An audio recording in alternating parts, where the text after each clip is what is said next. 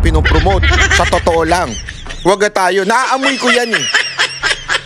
Oo, aso kasi ko eh. Oo. Malakas ang pang-amoy ko. Lalo na sa mga mababantot na politiko. Yan ang katotohanan. Hindi ako nagbibiro.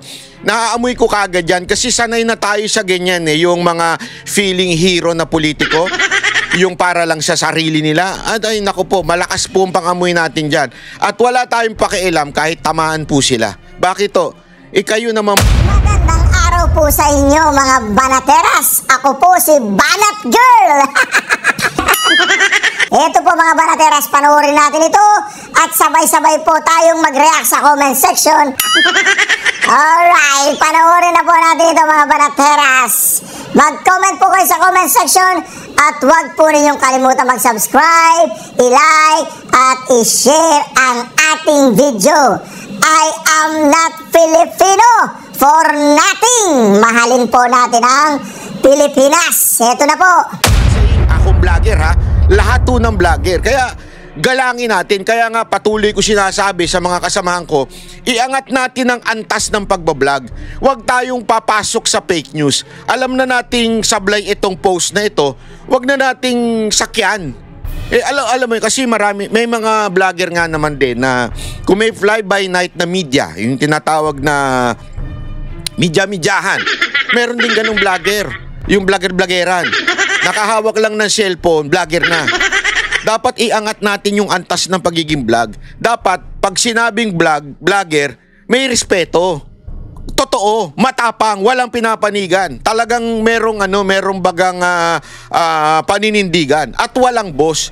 Yan ang pinagkaiba natin sa media. Yung mga media, ang daming boss niyan. Ang daming dadaanan niyan para lumabas yung balita. Bawat dadaanan niyan, may binigyan na ni ganito, binigyan na ni congressman, binigyan na ni ganiya. 'Di ba? Binigyan na ni Sabi ko sa inyo, may mga PR machine ang Pilipinas. Marami dyan ang trabaho PR machine. Sino yon? Halimbawa, ako politiko, kakausapin ko si PR. Toot! Yeah? Kakausapin ko, ito yung kwento, ito yung script. Bahala ka nang kumausap sa mga media. Yan ang totoo. Alam mo yung mga media, kakausapin. Kasi barya lang ang sahod niyan eh. Hindi ako nagbibiro Iko-compare mo sa vlogger, barya lang ang sahod niyan. Hindi ako kaya nga yung mga media nagiging vlogger eh. Tapos, ang gagawin, syempre may pera. Tatanggapin nila ngayon yun para baguhin yung kwento. Ang vlogger, hirap sila. Depende na lang kung pipitsugin vlogger. Pero kung ang vlogger medyo angat-angat na, hirap sila dyan. Hindi nila makukuha basta-basta yan. Kasi ayaw nilang masira yung integridad nila sa views. Halimbawa lang, bakit ako papayag doon sa nag-alok sa akin ng 500? Diba, nakikwento ko sa inyo ito at napatunayan natin yan through other testimony. 500,000, banatan lang si VP Sara Duterte. Bakit ko ba kagatin yun? I mean, kaya ko naman kitain yun. Sabi nga, ano ang tawag doon? Basic yan, basic. 500,000, basic yan. Kayang-kaya natin kitain yan. Bakit ko kakanain yan? Gago ba kayo? Sisirain ko yung integridad ko. Sisirain ko yung katulad ng ginawa ng tarantadong Pinoy. Kilala nyo si tarantadong Pinoy? Diba? Ibinenta na yung kaluluwa para lang doon sa amount na yun. O kung magkano man, scholarship, pabahay, pachup. Hindi ko na masabi yun Di ba? Ibibenta ko ba? Hindi. Kasi nga, yun ang kabuhayan ng animal na yun. Tayo ang mga matitinong vlogger na nasa social media, especially YouTube, na nagpapakita ng muka. Kaya natin kitain yan At yung kita dyan, sabihin na natin, kikita ka na 500 kada buwan. Ganito. Hindi ako magpaka-plastic sa inyo. I'll be honest with you. Ba't di ko kinagat yun? Tanginang yan. 500,000. Sige, kitain mo ng ilang buwan yan. Katulad ngayon, nilaglag na nila yung mga vlogger nila. Hindi, ang dami na nilang nilaglag na vlogger ngayon. Nagkukumahog na yung mga animal na yan. Hirap na. Bakit? Yung nagbabayad sa kanila, laglag na O edi ibinenta nyo na yung kaluluwa nyo doon sa tao na yon, na politiko na yon. Laglag na yung politiko na yon, na nalaman na talagang korap. O edi patay ka ngayon. Bakit? Sira integrity mo. Paano ka ngayon magbablog? Sira na integrity mo. O. Kung kinagat ko yung 500 na yon, laglag na yung putang inang politiko na yon. O. Edi iwan ako sa ere. I mean, in the long run, you will earn that. Kasi yung integrity mo nandyan eh. Hindi mawawala. Ipaglalaban mo. Ba't ko sinasabi to, mga kababayan? Hindi ko sinasabi to para ipagmalaki ang sarili ko. Hindi yun. Sinasabi ko sa inyo to kasi maraming naninindigan na vlogger para sa inyo. Para sa mga kababayan natin. Kasi kayo naniniwala sa amin. Kayo ang aming tawag dito, nagpo-provide ng aming sahod sa pamamagitan ng views. Yung iba sa pamamagitan ng membership. Maraming salamat po, palakpakan mga nagpapamember. At least kayo ang nagbabayad sa amin. Lahat naman tayo kailangan ng pera eh. Pero kayo ang nagbabayad. Taong bayan na nagbabayad sa amin. Yung mga midya-midyahan dyan, sino nagbabayad? Politiko. Kaya tingnan ninyo, pag nagsalita ang mga Duterte, hindi nyo ba napapansin? Pag ang Duterte nagsalita, ang gagawin nila, pipick upin. Bakit? Alam nilang news magnet ang mga Duterte. Pangalawa, pag binanata nila Duterte, may kita sila doon sa kanilang mga amo. At pag minali nila si Duterte, may kita sila doon sa amo. Tapos may views pa sila. Ganon sila eh. Nagkukumahog sa pera. Kaya huwag kayo maniniwala na ang korap lang ay itong mga politiko. Korap din yung mga media na yan. Sagad sa buto yan. Di ba, kahit nga po mismo si Lee Kuan Yew. Si Lee Kuan Yew po, kilala nyo naman kung gaano, kung pag-aaralan ninyo ang dokumentary ni Lee Kuan Yew, alam mo, isa yan sa mga talagang hinangaan ko. Malupit talaga yung leadership ni Lee Kuan Yew. At yan ang una niyang napansin. Ang mga journalist sa Pilipinas, ang mga media, korap sa Pilipinas.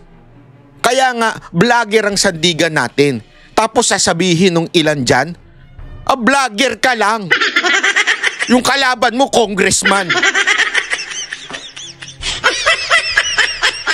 So, ibig mo bang sabihin, pagka-congressman, mataas na? Ganun ang pananaw ninyo? Ganun ang inyong thinking? Abay, tanginan niya. Magkakaiba pala tayo ng pinaglalaban dito. Huwag niyong kakalimutan, vlogger ang nagpanalo sa 2016 election kay Pangulong Duterte. Yan ang huwag niyong kakalimutan. Hindi congressman, hindi mayor, hindi gobernador, kung hindi taong bayan sa pamamagitan ng mga vlogger. Kaya huwag niyo nilalanglang ang mga vlogger. At isa pa, hindi, diretsuhan na tayo. Gusto ko lang sagutin yung mga nagko-komento sa akin na aside from vlogger lang daw, inaaway ko daw si, pangalan nito, si Kong Kiko. Hindi ko inaaway si Kong Kiko. It's a constructive criticism. Ano ibig sabihin nun? Panoorin nyo yung video ko nung isang araw. Ang linaw po nung video ko, ito po ay pare-pareho tayo ng pinaglalaban dito. Ito'y magandang maging halimbawa si Kiko sa mga kabataan. Maganda yun. Lalong-lalo na pagka siya talaga ang nagli-lead sa mga tao. Inaasahan siya ng tao. Kaya nga, meron tayong constructive criticism. Yung mga naramdaman ng mga nasa rally. Kaya lang, kaysa na tinanggap nung iba, sinakyan yung kwento ng luka-luka. Diba? Ano yung kwento ng luka-luka? Vlogger ka lang, bayad-bay ka lang, bugaw-baw. Alam mo yun, parang nakikipaglaban tayo para sa korupsyon. Nakikipaglaban tayo laban sa Pilipinas. Tapos sasabihin ganun lang. Alam mo, hindi... Kaya ako naiinis dito. At honestly, naiinis po ako dahil sa pangmamaliit ng iba sa pagiging vlogger. Ipaglalaban ko ang mga vlogger. Kasi yan ang kabilin-bilinan ko sa grupo kong Banateros. Iangat natin ang mga vlogger. Huwag tayong, porket vlogger lang, ganito ka. Porket vlogger lang, jologs ka. Porket vlogger lang, magpe-fake news ka na. Huwag dapat ganun. Dapat iangat natin kasi ito yung nagpanalo kay Pangulong Duterte noon. At sa 2028, maniwala kayo sa hindi, yan din na magpapanalo kay BP Sara Duterte. Kanila na lahat eh. Tapos mamaliitin nyo lang dahil sa merong constructive criticism dun sa congressman. Nakakampi naman natin at alam ko naman yun. At sinabi ko pa nga, maganda, matutunan niya ito at maganda, sasama tayo sa kanya. Alam mo yun, kaya lang yung iba dyan, makitid ang utak, immature. Bakit? Ang sinasabi ka, huwag mong awayin. Bata ba kayo na inaaway ko si Meow? Away. Huwag ganun. Diba? Tayo ay magkakasama dito sa laban sa korupsyon. Alam mo, marami na nga nagsasabi diyan, kahit nga si VP Sara Duterte, pa-play natin yan. Ayaw nga niya yung Marcos resign. Nagulat nga ako eh. Iniisip ko ng mabuti, bakit? Diba? Si Chavit Singson, sabi din niya, hindi magtatagumpay ang rally. Alam mo, iniisip ko ng malalim yun. Kung vlogger ang nagsabi nun, yari. Sigurado sasabihin kagad yan, ako bayad na yan. Bayad dyan. Pero lawakan natin kasi yung pag-iisip natin, bakit nila sinabi yun? Kasi tama nga naman eh. Nung panahon ni Marcos Sr., 20 more than years, di ba? Na binabatikos siya, winalang niya ang Pilipinas, and yet hindi siya nag-resign. Di ba? At the same time, tama rin yung sinasabi ni Chavit Singson na rally, wala na yan. Hindi tayo united eh. Lalong-lalo na ang Pinklawan. Alam naman natin, hindi na masisigaw ng Marcos resign yan dahil nandiyan si VP Sara Duterte. Ayaw nila mag-resign si Marcos kasi okay lang sa kanilang nakawan tayo ng nakawan ng gobyernong ito. Basta wag lang maging presidente si VP Sara Duterte. Ay yung makakaliwa, ay mukhang pera yan. Ito naman mukhang pera yung mga animal na yan eh. At ang concern lang nila, guluhin ang Pilipinas. Ang concern lang nila, isa ilalim tayo sa komunistang bansa. Kaya imposible talaga mayu-unite yung rally-rally. Yung Gen Z, tutang ina, sorry Gago! Kasi yung pagteterno ng mga Gen Z sa ibang bansa at Gen Z sa Pilipinas, magkaiba.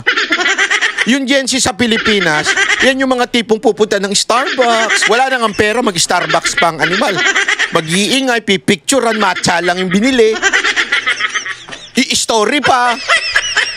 Yan yung tipo ng Gen Z sa atin. Yung mga Gen Z natin, hindi makabayan. Tanungin mo nga sila, wala nga silang alam eh. Basta sumisigaw lang sila ng, ano yun? Kurap, ganyan. Pero hindi nila matukoy kung sino yung putang inang kurap na yun.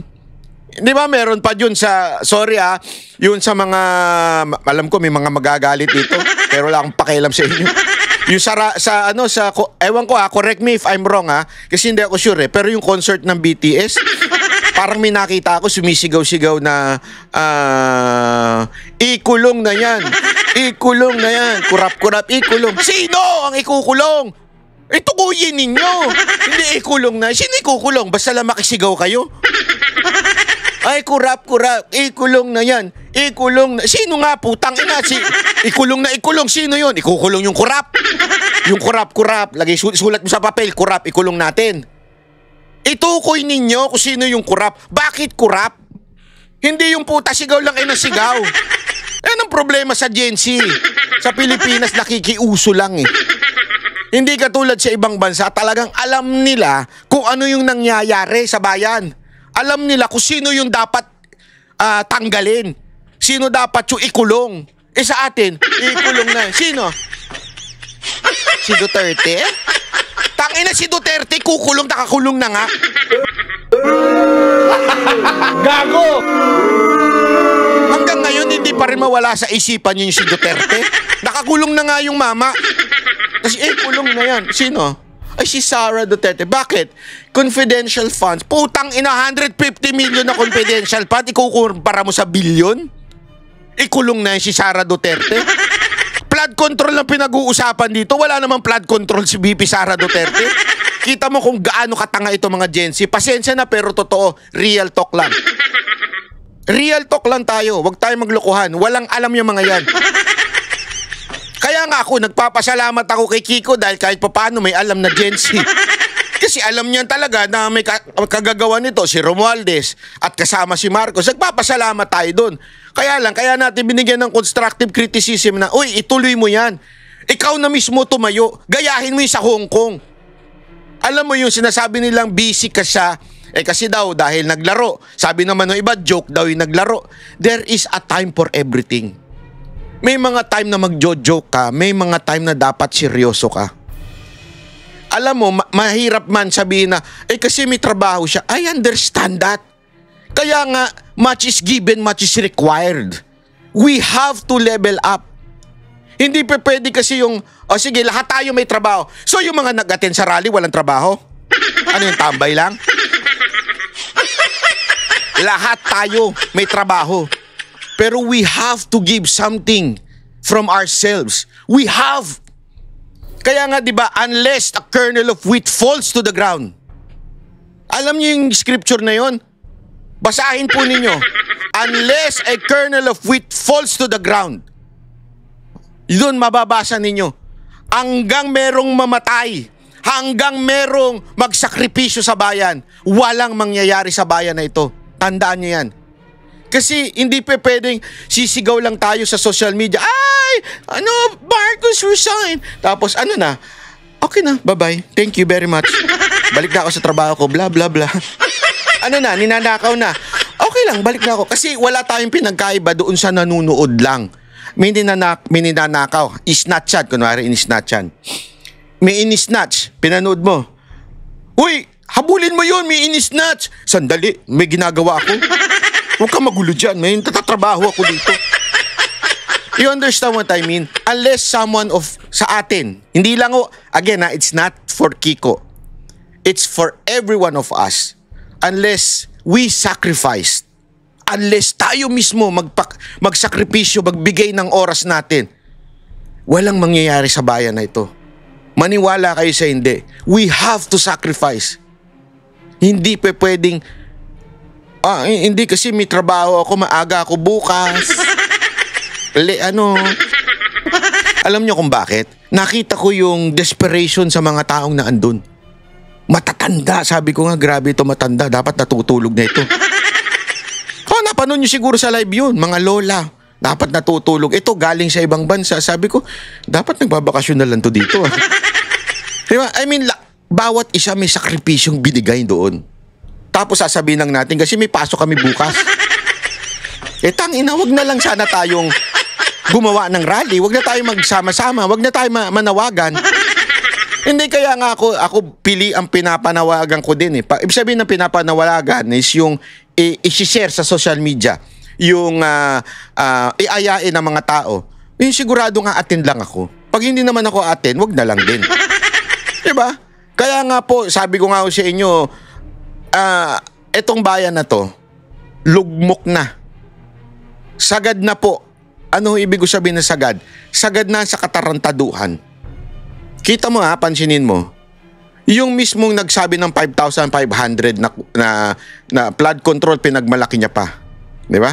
Tapos siya rin pala ang iimbestiga. Siya rin na mag-iimbestiga ng katiwalian sa gobyerno.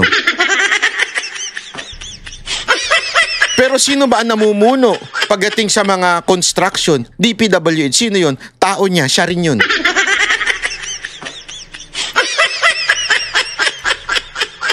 Yung ginawa kay Remulla, di ba?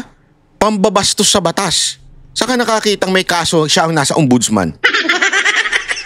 Malinis daw ang kanyang pamilya pero may isang nahulihan.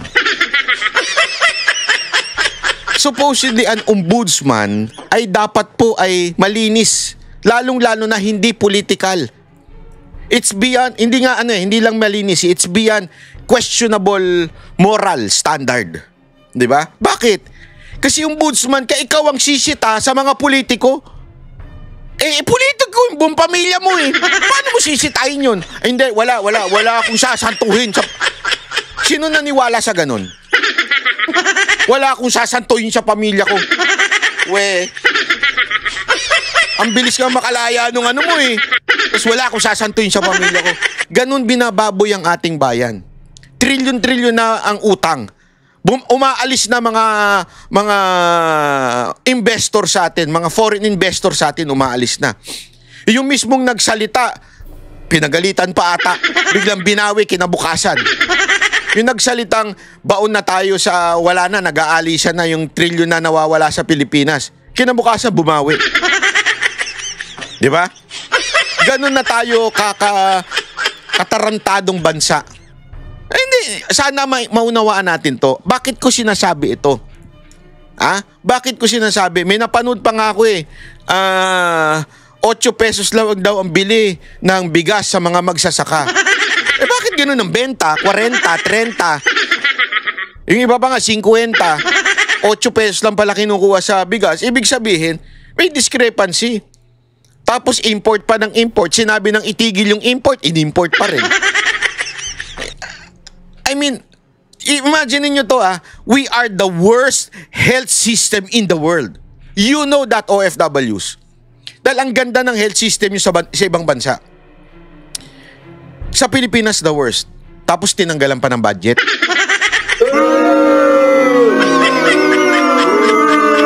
Kayo sumagot, di ba? Nakakabuisit yun, tinanggalan pa yung PhilHealth. Ang dami nang ang utang ng PhilHealth sa mga ospital. Tinanggalan pa sila ng budget. Tapos nung sinita sila, ano sabi? Nung sa kanilang secretary, huwag nyo kaming utusan. Gago! This is the kind of people na namumuno sa Pilipinas. We have a radical problem. Extreme to the max. That's why we need a radical solution. Ano yun? Lahat tayo. Lahat. Including me, including everyone. As in everyone. Should sacrifice para maayos ang ating bayan. Hindi pwedeng magtututuruan lang tayo. Lahat tayo. Ayun ang sinasabi ko dito, mga kababayan, na sana unawain ng mga makikitid ang isip dyan. Gago! Sabi ko nga sa inyo etong nangyayari sa Pilipinas, sabi nung kahit marami na nagsasabi hopeless na, yung inaasahan ninyong gagalaw na AFP. Alam mo, ang dami kong nakakausap na kapulisan at kasundaluhan. Alam mo, sagot lang nila, bakit? Pag nahuli ba kami, sagot nyo pensyon namin? Which is true. Kasi actually, yung ginawa ni Pangulong Duterte na tinaas yung sahod, dinoble, di ba? Naging naging hindi naman sagabal o masasabi natin naging hindi favor doon sa gusto nating mangyari na gumalaw ang AFP. Bakit? Kasi nga po, dahil sa laki ng sahod, tumaas din, dumoble din ang kanilang pensyon. So alam naman nila at alam naman ng mga dating mga sundalo na hindi nagtatagumpay ang mga kudita, napakahirap. So kung gagawin nila yan, they would lose salary, pension, kawawa ho ang pamilya nila. That's why I understand them kung bakit even if naniniwala sila sa ipinaglalaban natin, hindi sila gumagalaw. Di ba ho? Kasi nga, mahirap. Ang hirap na nga ng buhay, mawawalan pa sila ng trabaho. Kawawa pa. Kita nyo nga yung ginawa doon sa witness. Ngayon, kesyo parang wanted pa ang labas niya. Putang inang yan. Ikaw na nga yung nagturo na, oo, nagdi-deliver ako dito. Ba't tayo nyo maniwala? Hindi, ngayon wanted ka na. So anong solusyon, Banat Bay? Kaya nga, yung isa sa mga solusyon na pwede yung sinasabi ni Cayetano na snap election, isa yun. Or tiisin natin to hanggang 2028. Gago! Di ba ho? Yan ang katotohanan eh. And within the people na nag-organize ng rally, may gulo eh. Hindi nyo lang alam, hindi ko lang pwede sabihin. Hindi talaga ma-unite. I cannot understand bakit hindi ma-unite ang mga Pilipino pagdating sa pinaglalaban. Kaya, sabi nga bantayan nyo na lang sarili nyo. Hanggang 2028 tayong ganito. Makikipaglaban. Asahan nyo naman kaming mga banateros na hindi kami uurong sa laban. Dahil nakita nyo naman po yan nung panahon ng KOJC. Basta pinaniwalaan namin, basta naniwala kaming dapat ipaglaban ang hustisya, ipaglalaban at handang mamatay ang banateros para sa inyo. Pinatunayan na namin yan nung panahon ng KOJC. As a matter of fact, yan yung lagi naming usapan nagtatawanan kami. Hindi kasi, yung usapan talaga doon, pinagbawalan na silang lumabas doon sa kanilang parang pinag-i-stayan doon sa loob ng KOJC kasi may intel na talagang dadamputin at uunahin itong mga, lalo na itong napakalaking si Dada at saka si Jay ang ingay-ingay kasi pinagbumura si Torre. Di ba? Iyan ang uunahin talaga. Pero anong ginawa nila? Hindi sila nagstay doon. Bumaba pa rin sila, humarap pa rin sila sa tao. Kasi nga ipaglalaban. Yan ang asahan nyo sa aming mga banateros. Ipaglalaban namin kayo. Hanggang sa dulo, ipaglalaban namin kayo. Kasi kami po ay mga simpleng tao lang, pero naniniwala kasi na dapat may mga tumayo para sa bayan. Kaya handa kami. Alam nyo ba, nung sa rally itong recent, may nagsabi na sa amin na magdadamputan. Dadamputin daw, lalo na yung mga vlogger. Pumunta pa kami. Hindi kasi supposedly daw, bawal daw doon. Sabi ko, sandali. Hindi naman kami nanggugulo. Hindi nga kami nagtitrigger ng mga tao na magalit. As a matter of fact, it's a very peaceful, sumisigaw lang si Coco, pero very peaceful yung rally. At paulit-ulit na sinasabi doon na hindi kami mga komunista o tulad ng mga ralistang makakaliwa na nanggugulo, na momokpok. Kami po'y mga mararangal na tao. Patuloy lang. Nandun kami. Kahit po meron ng banta sa amin na dadamputin daw kaming mga vlogger na nandun. Pero tuloy-tuloy lang tayo. Alam nyo, wag ho kayo mawala ng pag-asa. Minsan, kahit po ako nawawala ng pag-asa, pero laban lang ho tayo. Suportahan ho tayo sa bawat isa. Wag ho natin yan na bibitawan. Dahil hanggang, sabi ko, ako naintindihan ko yung mga OFW kasi marami nagsasabi sa amin na, bay, pasensya na, hindi kami makauwi dyan. Walang problema ho yun. Naintindihan namin. Kasi, syempre naman, mauwi lang sila ng isang araw dito. Diba? At the same time, hindi naman, sana kung mag-announce siguro si VP Sara Duterte na, tara, magsama-sama tayo dito, lusubin ang Kongreso. Sisama-sama sana tayo. Diba? Yun yung sinasabi ng iba. Pero okay lang kahit hindi po kayo makauwi. Makasuporta kayo sa social media, malaking bagay na po yun. Pero yung mga Pilipino na naandi dito sa bayan natin, kung sana ay merong ganyang samahan natin. Hindi ibig sabihin gusto natin pabagsakin ng gobyerno, ha? Hindi yun. Ang ibig sabihin, sumama tayo, pakita natin yung sentimento natin. Magdala tayo ng mga inihaw na bangus, inihaw na barbecue, ganun. Alam mo kung bakit? Ganyan ang ginawa ng mga Pilipino sa dahig bago ginulo ni Maharlika. Totoo naman Yung mga Pilipino doon, nagdidiwang doon, nagsasama-sama mula iba't ibang Nung nagpunta nga ako, ang dami nga ho from different European countries, UK, even the United States nagpupunta doon. Kasi they really want to support, diba? Ang ganda ng doon. And because of that, napapabalita yun international. Na bakit ito mga Pilipino, may kinulong sa ICC, sinusuportahan pa rin nila. Malaking bagay yun. Kaya tuwang-tuwa ako dun sa mga taga-dahig na nagpupunta sa mga kababayan natin yan. Shout out sa inyo. Tuwang-tuwa po ako sa inyo dahil nakikita yung suporta. Sana ho tayo rin mga Pilipino na naandi dito. Dito lang naman tayo Yung iba nga taga-Europe. Malayong Europe Hindi ho ang Europe kasi baka akala ninyo parang Pilipinas na liit-liit. Ang Europe po malaki bago ka makapunta sa 2 hours, 4 hours ang biyahe. Ganun. Iba 5 hours pa para lang makapunta dun sa lugar na yun. Kasi yung dahig medyo probinsya yun Hindi naman po yung katulad ng Amsterdam So, alam niyo yun, nag-e-effort sila. Gayahin po natin sila, mag-effort. Hindi to trample the government, but to show our support na ito kami papakita kami dito because we believe na dapat makulong ang mga korap. Lalong-lalo na si kilala nyo na. Tama, mali. Palakpakan naman tayo dyan. Oy. Ito. Panoorin natin to kasi ito. Pasok. Muli nagpatutsyada si VP Sara Duterte laban sa administrasyon. Ang bago niyang birada, namimili lamang daw ng katiwalang iniimbestigahan ang gobyerno. Yun daw ang dahilan kaya't hindi natitigil ang mga protesta. Nasa frontline na balitang yan si Camille Samonte.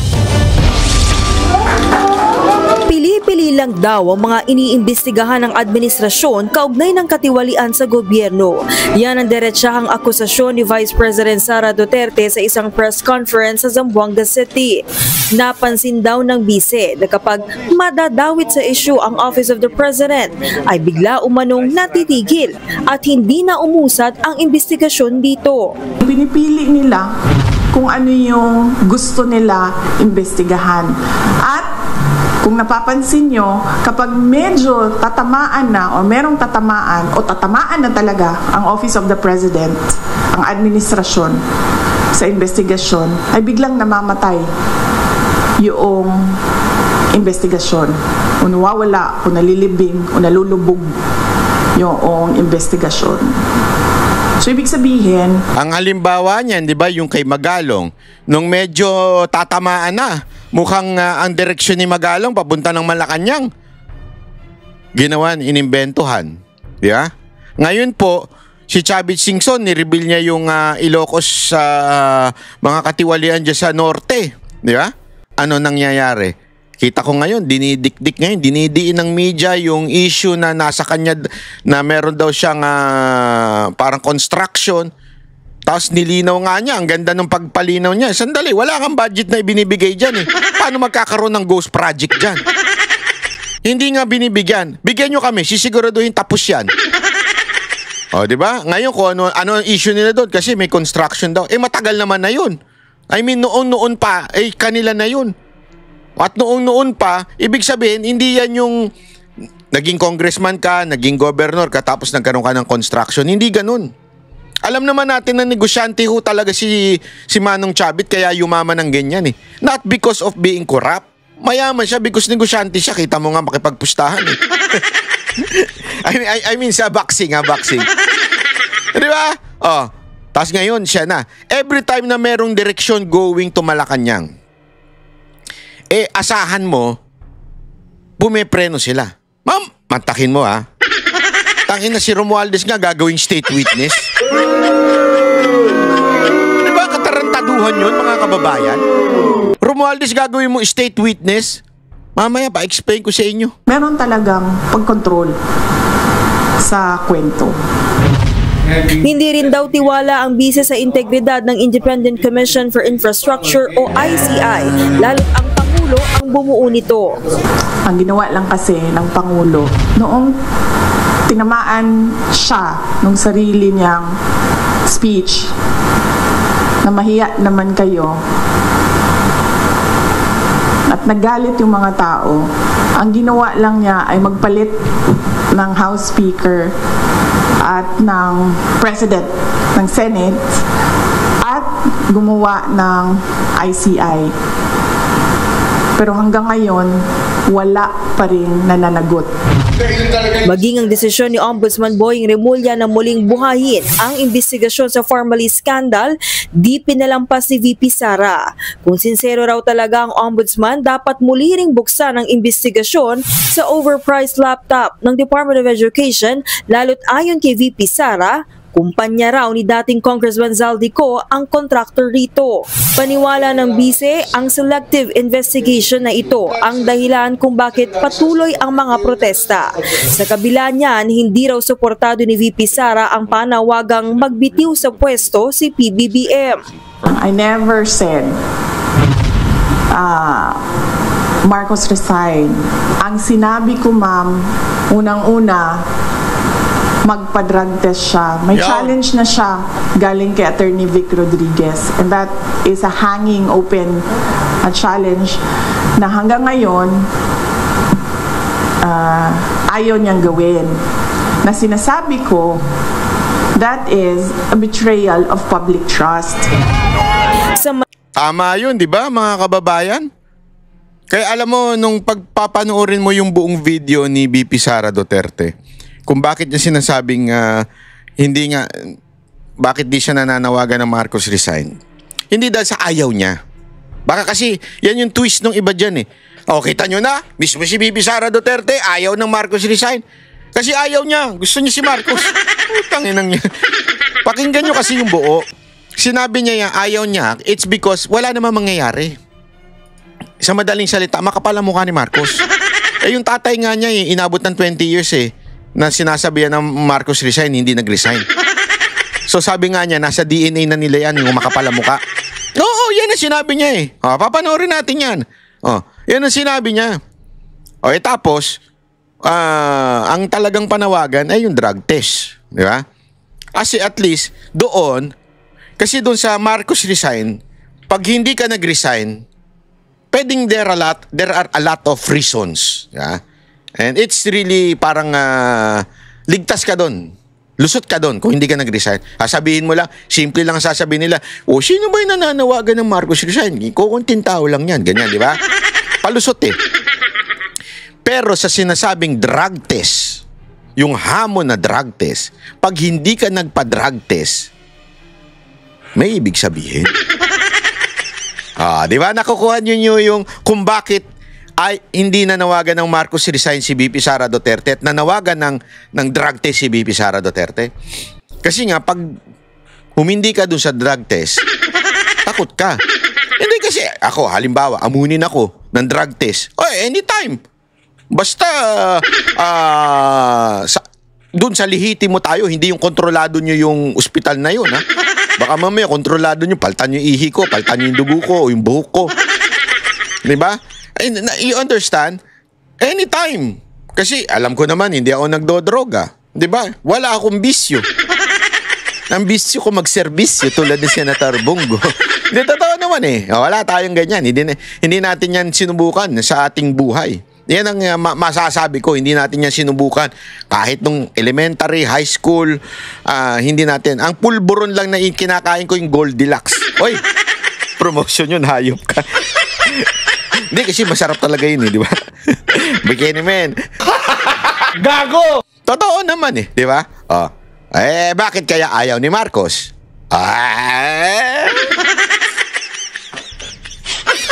Ako, hindi nga lang dapat si Marcos ang i-drug test. Dapat, si Romualdez, si Sandro, si First Lady, dapat yan, hamunin ng drug test. Hindi kasi alam nyo, dali, sinisigurado ko lang yung bibitawan ko salita. Kasi sa mga mayayaman, sa kanila, hindi ko sinasabing itong mga binanggit ko sa mga mayayaman, yung cocaine, hindi drug sa kanila yun. Ano lang sa kanila yung parang normal, parang sigarilyo. Parang ganun. Parang hindi siya parang bisyo ang mag-cocaine. Parang normal lang. Di ba? Pero ang problema kasi, kung ikaw ay public servant, it would cloud yung judgment mo sa mga bagay-bagay. Di ba? Ako nga, dapat nga, kahit sa mga opisyal ng gobyerno, una, hindi lasinggero. Di ba? Hindi babaero. Pwede naman na tayo. Pwede naman. Tinitingnan ko lang kung may bad benefits ba. Kasi yung lasinggero may bad, talagang lasinggero, iba yung umiinom sa lasinggero. Lasinggero, pagising pa lang ng mata, nagmumumog na ng gin. Yun yung lasinggero. Yung hindi siya pwedeng hindi lasing. Yeah. Alam niyo yan, may mga tatay kayong ganyan. Diba? Pero sige, tanggalin natin yung babaero kasi questionable pa yun alam mo naman na sinasabi ng iba, yung babae nakakatulong yun sa paninilbihan sa bayan. Sa questionable pa yun. Pero yung babae, lasinggero, yung sugarol, yan. Kasi sugarol, pera yan Yeah? Dapat yan talaga tinatanggal. Pag may ganyan, questionable yan sa mga politiko o sa government official. Lalong-lalo na kung naka-cocaine. Tama, mali? Tala, iginiit din ng bise na hindi niya umano pakawala o kontrolado si Cavite Congressman Kiko Barzaga na kilalang kritiko ng Pangulo. Tingin niyo ba sa personality ni Congressman Ang tindi nito, read between the lines mga kababayan. Read between the lines. Kiko Barzaga, isa siyang tao na mahandle ng kahit sino man. Barzaga, he is his own person, he has his own principles, and he has his own free will. And there is nothing wrong at all with what he is doing. Because as Nagbabalita mula sa Frontline, Camille Samonte, News 5. Ayan. Alam mo mga kababayan, kasi sinasabi nila si Barzaga daw ay bata ni BP Sara. Hindi po, hindi. I mean, eto na lang. Alam nyo naman po to the core, I am a Duterte supporter. And I will never deny that. And I will be proud of that. Bakit? Ito lang yung presidenteng, I mean, si Pangulong Duterte lang ang presidenteng talagang merong sincere na puso sa Pilipinas. I am not a Duterte supporter because I'm a fanatic. I'm not like that. Hindi ako ganun. Hindi ako yung tipo ng taong sip-sip lang. Naniniwala ako kay Pangulong Duterte because of what he did in our country. Sobra and I'm a witness to that. In public eyes and in private. The same. Naintindihan niyo yung ibig sabihin? Sabi ko nga sa inyo, wala pa ako sa issue ng politika sa buhay ko. Ang dami ko nang nakakausap na politiko because of my job as a manager of an entertainer. Di ba? Nagpupunta kami kung saang lugar. Ang dami kong nakaaway na mga politiko dahil ang paplastic na mga hindot na yan. Yung sa mga tao, ang babait, pero ang mamanyakol. At pepuwersahin ka pa, muntikan pa kami magkabarilan ng isang politiko dyan Sa totoo lang, hindi ko na lang sasabihin kung saan. Sa bandang maraming flood control. Ghost flood control. Yun. Di ba? Oo, pinaligiran ako. Akala nila, ako lang mag-isa. Hindi nila alam, yung nakapaligid sa akin, may mga nakapaligid na sa kanila doon. Muntikan na magkabunutan. Bakit? Ayaw ko lang daw mag-stay yung Mocha Girls dahil gusto nilang makainuman. Nung mayor na yun. Ay putang ina mo kang mayor ka, wala sa usapan yan. Bawal sa amin yan Yung after show, mag-i-stay ang Mocha Girls, bawal sa amin yan. Ay sabi ko, sige. Sabi ko, mayor, pasensya na ho. Pero we have to leave. That's in our contract. Hanggang pinaligiran na ako ng security, sinabing, hindi ka ba talaga mapapakiusapan? Ganyan. Sabi ko sa inyo, ready na ako Ready na akong tumakbo. Hindi, totoo naman. Ready na akong tumakbo kasi bahala na yung mga security ko din sa kanila. Mag-anuhan na sila dun. Ganon katindi ang mga politiko sa Pilipinas. Sinasabi ko lang sa inyo ito para maintindihan ninyo na ganyan talaga. At si Pangulong Duterte ang talagang ginagalang ko. Mantakin mo ilang beses kami pumunta sa Davao noon. Never pinatawag ako. Never pinatawag ang Mocha Girls at binanyak. Ganon. Oo, babaero daw siya. Pero hindi ganon. Nabastos. Iba kasi yung babaero na yung nagkakagusto. Hello, hi, ganun. Pero pag aayaw na sa'yo, babastusin mo. Hindi ganun si Pangulong Duterte. Nakita ko yan nung kanyang paninilbihan during the ino-observe ko yan. Ilang beses din ako nakapasok sa Malacanang nun. Ino-observe ko kung paano siya Si Mocha nandun din. Nasa cabinet meeting din si Mocha. Nakikita niya kung paano dumiretso si PRRD pag hindi niya nagustuhan na ginagawa ng tao niya. Ganun katindi. Kaya ginagalang namin yan. And I'm proud Duterte supporter. Maninindigan ko yan. Hanggang kaduluduluhan. Kahit babuyin pa nila yung sibad, binababoy nila yung DD shit, ganyan. Wala akong pakialam sa inyo. I am a DDS. Legit. To the core. At si BP Sara Duterte, susuportahan ko yan. Bakit? Nakikita ko yung ama niya sa kanya. Better pa. Ito, to be honest nakikita ko yung ama niya sa kanya at better pa si BP Sara Duterte. Better pa. Kaya I really want and I will push for her to be the next president of this country. Sagad sa buto. Kung tao ni BP Sara Duterte si Kiko Barzaga, hindi ko na sana pupunahin si Kiko Barzaga. Kasi alam nyo naman legit ako Di ba? Pero bakit ko pinupuna? Pinuna ko lang naman as a constructive criticism because I I want him to level up. He is a good and potential leader and he could be the next president in the future. Paulit-ulit ko sinasabi yan. Basta he has to level up. Kasi yung tapang na andun eh. Naandun na yung tapang, nandun na yung ano niya, yung pagiging malasakit niya sa Pilipinas. Kailangan mo na lang ng dagdagan ng experience, integrity. Kailangan mo na lang dagdagan pa ng sacrifice. Ganun eh. Kaya nga, dapat hindi tayo, kasi yung iba sa atin, panatiko na. Wag tayong panatiko. Pag nakikita natin yung leader na, uy, may potential to, wag naman kagad, yes man. Alam niyo yung yes man? Yung, alam mo nang minsan may mali, yes man ka pa rin kasi lang gusto mo lang sumipsip. O gusto mo lang, kasi hindi ko alam kung gusto mo sumipsip o tanga ka lang talaga, pero yes man ka lang ng yes man. Wag tayong ganun. Kung may nakikita tayong maganda, pag meron tayong nakikitang rough edges, pakinisin natin para mas maganda pa, gumanda siya. Importante yun, mga kababayan. Kaya ito si VP Sara Duterte, ang ganda ng bitaw niya dito eh. Si Kiko Barsaga is a man for himself, parang ganun. Sa totoo lang, yun din ang sinasabi ko eh. Si Kiko Barsaga, wala siyang affiliation. Para siya sa sarili niya. Ibig sabihin, siya yun eh. Siya na yun. Oh, maganda yan. Kasi, at least, kasi yung iba, dinidikit, diba? Halimbawa, si Magalong, ano ginawa nila? DDS yan, kaya ayaw. Yan ba sinasabi ni Trillanes?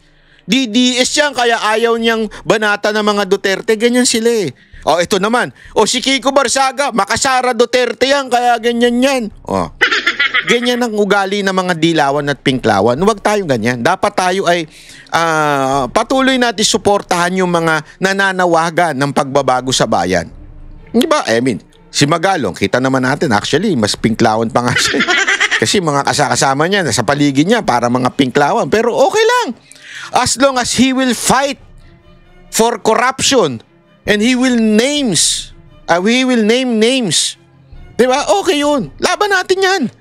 Ipaglaban natin yan. I don't care. Kaya nga medyo gumanon ako kay Vico Sotto ng konti. Ako, kilala niyo ako, ilang beses kong pinuri si Vico Sotto sa page na ito, sa channel na ito. Sabi ko, ito may potential din maging leader. Gusto ko rin to kasi ang ganda ng ginagawa niya sa Pasig. Ako, believe talaga ako sa ginagawa niya sa Pasig.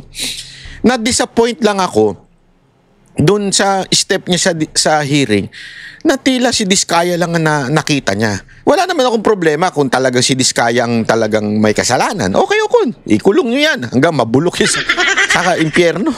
Wala akong problema dyan, di ba? Okay yan. Pero yun lang yung nakita ko sa kanya. Hindi niya binanggit kung sino mang mga congressman porket na andun siya sa Congress. Parang sabi ko nga, patay kang bata ka. Medyo kulang pa ng yagballs ito ah. Ang kaya niya lang banatan yung mga kalaban niya sa Pasig. Pero yung mas matataas na mga congressman na parang medyo tumiklop. I hope I'm wrong. I hope I'm wrong and someday mag-iba ang ihip ng hangin medyo lumab. Kasi mahirap talagang kalaban ng mga congressman. Maniwala kayo sa akin. Halos yung tinatawag di ba ang power of the purse? Nasa kanila kasi ang budget eh. Kaya nga maraming mayor din sumisip-sip eh. Dahil sa national budget, kontrolado ng mga congressman yan. So ibig sabihin po mga kababayan, pag kinontra mo yan, walang budget sa local government.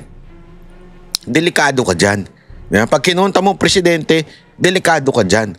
But sometimes you have to because alam mong masama na itong ginagawa ng mga congressman. Di ba? Kita nyo, papakita ko sa inyo to ha. Itong katarantaduhan nila. Yuse, good afternoon po. Nanumpa na po si former House Speaker Martin Romualdez sa Independent Commission for Infrastructure. Sabi po niya ay lubos siyang makikipagtulungan at tumulong sa pagtuklas po ng katotohanan. Wala siyang itinatago, wala siyang dapat itago, bagaman hindi siya bahagi ng bicameral conference committee. Ano po. May mga lumutang din na parang kinukonsidera siya na maging state witness. Pwede po ba siyang... Tingnan nyo to sagot ha, kinukonsidera siyang state witness. Ano sagot ng Malacanang? Maikonsidera na maging state witness dito po sa flood control mess? Depende po sa kanyang magiging salaysay. Depende po sa kanyang magiging salaysay. ang budget. Di ba? Kung ano po ang kanyang mailalahad. At depende na po rin yan sa Department of Justice kung siya pa ay maitutulong. Depende na daw sa DOJ na hawak naman ng presidente yun. Gago! Hindi ko kasi magets the mere fact na we all know na may katiwalian do sa budget na nangyari. And we all know that he is the speaker at that time. Why would you even consider na maging state witness yan si Romualdez? Anong class? Alam mo, hindi ko talaga magets yung part na yan Hindi ko sinasabing guilty si Romualdez. Pero wait, sandali. Siya yung iniimbestigahan, siya magiging state witness? Ano to? State of delusion? State of desperation? O state of immunity? Anong klaseng state yan? Sinong state yan? Anong justice yan? Baka naman just us lang yan. Hindi justice. Ano ibig sabihin ng just us? Ibig sabihin yung kayo-kayo lang maliligtas.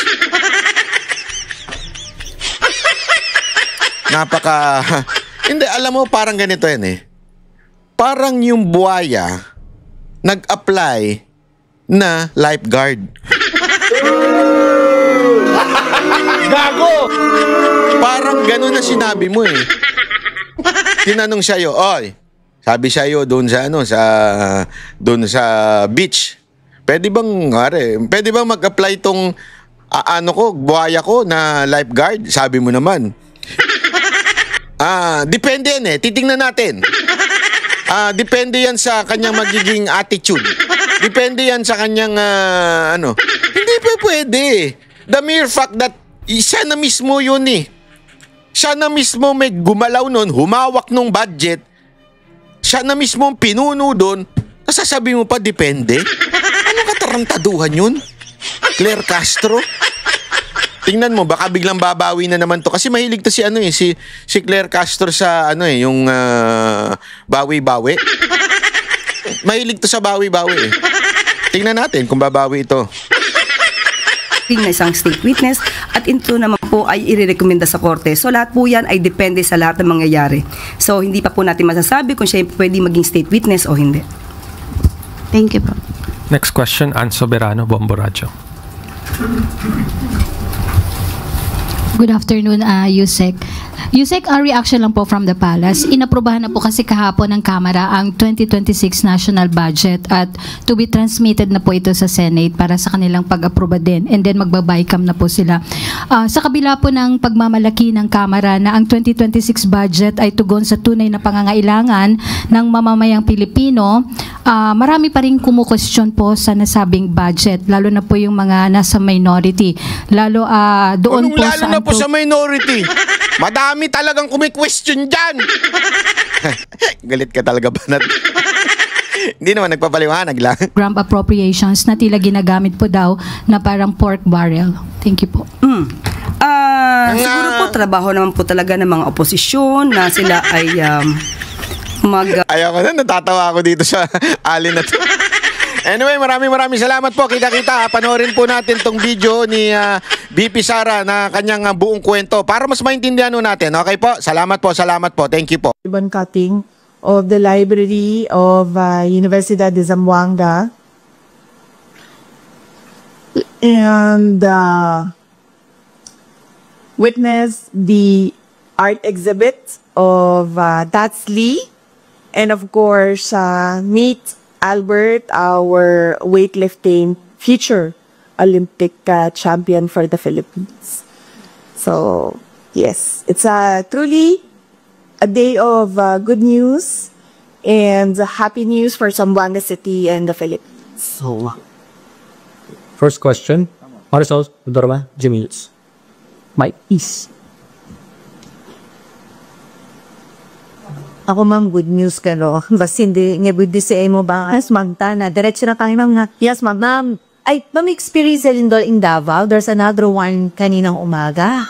How was it, ma'am? Ano po mga na-report set? Kumusta po kayo, ma'am? Okay lang ako. Ang na-experience ko is yung okay lang ako, ang na-experience ko is yung lindol nung Friday, October 12. Yung dalawang lindol ng yung isa sa umaga around 9:40 something, closer to 10 o'clock. And then yung isa naman on the same day, Friday, is yung pasado 6:00 ng gabi na lindol. At hindi namin nagawa yung pinagpapraktisan natin lagi na duck cover and hold, no? Kasi nag-evacuate kami diretso. So, nung nagsimula na lumakas yung pagyanig, ay lumabas na kaagad kami sa open space doon sa harap ng bahay namin sa kalsada. At ang napansin ko lang, since nandun din ako sa aftershocks ng Cebu na lindol, ay magkaiba siya, no? Hindi ko lang alam, baka dahil yung lindol sa Cebu ay nasa lupa siya, at yung lindol sa Davao region ay nasa dagat. Pero yung lindol sa Cebu, kanang maguntol gani, bounce, in Tagalog ay tumatalbog, yes. Tumatalbog yung pakiramdam mo. Yung sa Davao City naman na lindol ay side to side siya. Side to side yung kanyang shaking. No?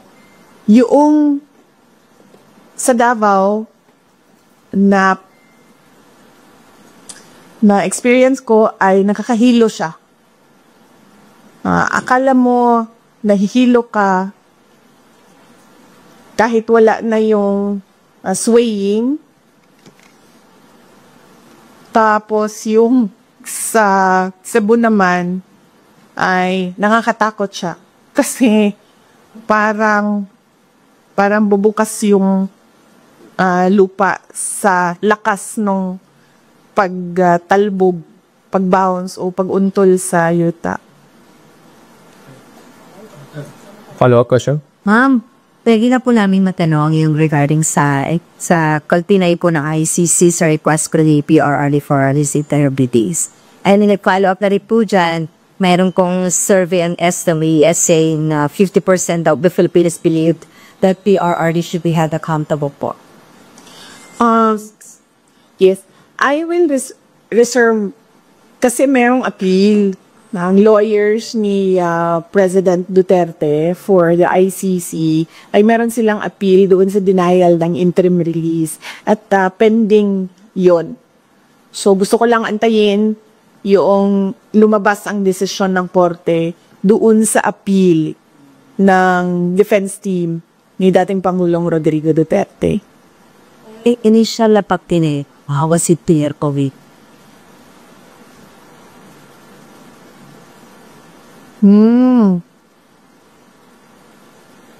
Ano ba sinabi ko na sa statement ko?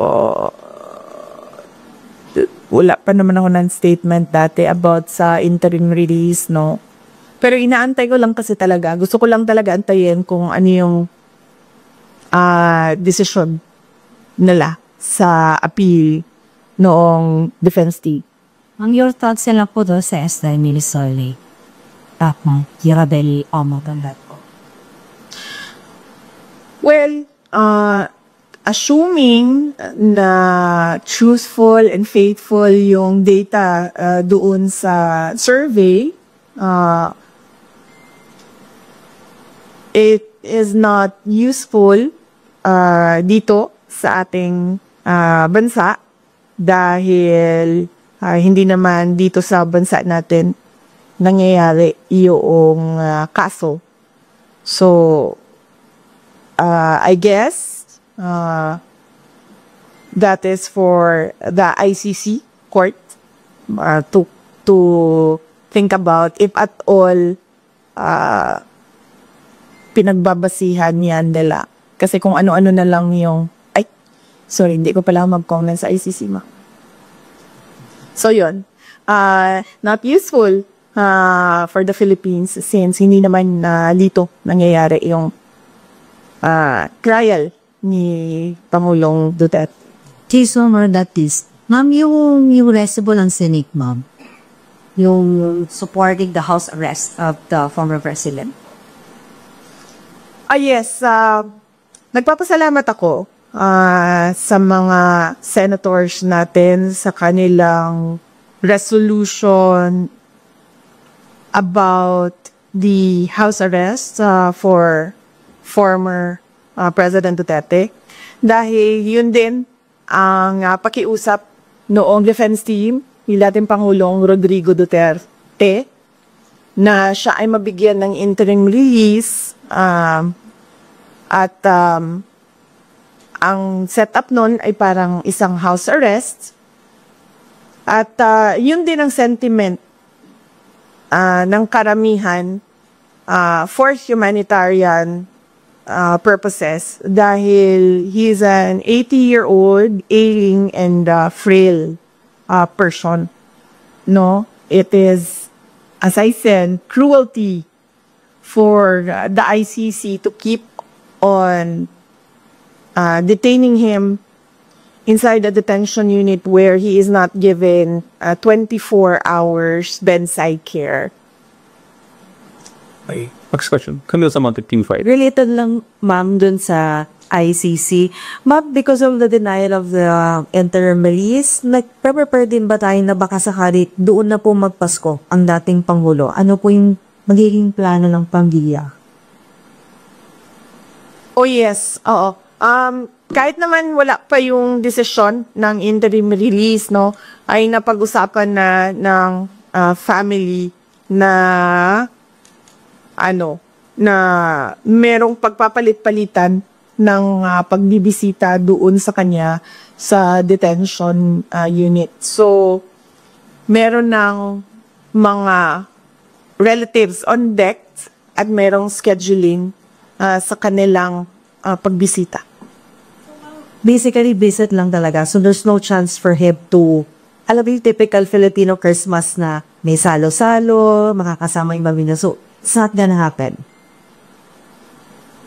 Hindi, kasi sa Christmas and sa New Year, sa kanya, hindi. Kasi hindi makapunta lahat ng relatives doon na sa Hague. So, ang naka-schedule for Christmas and New Year sa kanya is si Veronica, si Kitty, at si Mila. Back another na lang about the ICC. It was mentioned po in the decision that they released na naka-apekto raw po yung mga laging statements po ng family, dating Pangulo, particularly yung mga laging statement raw po at ng inyong kapatid. Any comment on that, ma? Yes, I have a comment on that, but I really want to wait for the decision on the appeal para maisa na lang natin yung comment ko. On same topic? Ibang topic or yes, Other matters. Other matters muna. Other next question is Sir RG Rosanat, Billionaire Minister. Uy, Billionaire. Pati sabi dyan sa opisina ninyo ha, na ayusin naman nila yung picture ko. Yung picture na gamitin nila, yung maganda ako, wag yung pangit ako. Wala naman akong pakialam kung anong sasabihin ng inyong outfit about sa akin. Basta paniguraduhin lang nila na maganda yung picture ko. Sige ma'am, makakarating. Bakit yung mga kalaban ko, magaganda yung mga picture na ginagamit nila? Bakit pangit yung picture na Saan na yung mga tiga Office of the Vice President? Padalhan nyo nga ito siya ng mga magagandang picture ko para yun ang gamitin nila, be. Peace lang. Okay po, ma'am. Napansin mo yan, ma'am. Yung kalaban ko, maganda yung photo, tapos ako, pangit yung photo. Eh, ang katotohanan naman, mas maganda naman ako doon sa kalaban ko, ma'am. Talo sana, ma'am. Ha? Lalo sige pagawas. Ano yung sino ba kausap ko doon sa bilyonaryo na nakanganga ako, JC? Ano yung photo na yun? Ayan, JC. Alam na yung JC, ah. Related yun sa appeal, ma'am. May panibagong evidence pa kayong sinubmit sa ICC dun sa appeal? Sorry, hindi ko alam. Kasi hindi na-discuss yung abogado sa akin kung ano yung laman ng appeal. Ang napag-usapan lang namin is merong appeal. Ulyo na kung sa pre-trial chamber ba or sa appeals chamber yung appeal? Appeals chamber. Yes. Any other topic? Any other question? Follow up on ICC? Camille. Ibang topic. Ibang topic. Another topic. RJ, Koparadi. You scared. Okay. Regarding sa plano po ni bagong Ombudsman Remulla na ukay niyo daw ulit sa ukay yung primary case. Sa tingin niyo may nilulutong narrative yung administration? Oh yes. Oo. Matagal naman na ako nagsasabi, 'di ba, na wala namang ginagawa itong gobyerno na ito. Kundi number 1, mamulitika, at number 2, ubusin ang budget ng Pilipinas sa corruption. So yan lang yun. Ang ginagawa nila, sir, sa totoo lang. Meron ba kayong nakikitang project? Wala. 'Di ba?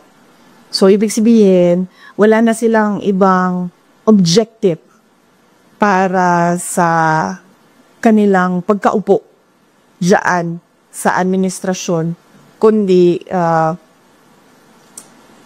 mamulitika, and ang end goal nila is perpetuation in power. Sinabi ko na yan noon pa.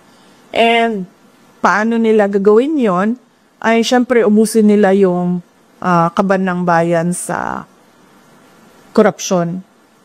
Kasi kung talagang seryoso ang ombudsman sa pag-iimbestiga, imbestigahan din nila yung laptop corruption scandal ng Department of Education.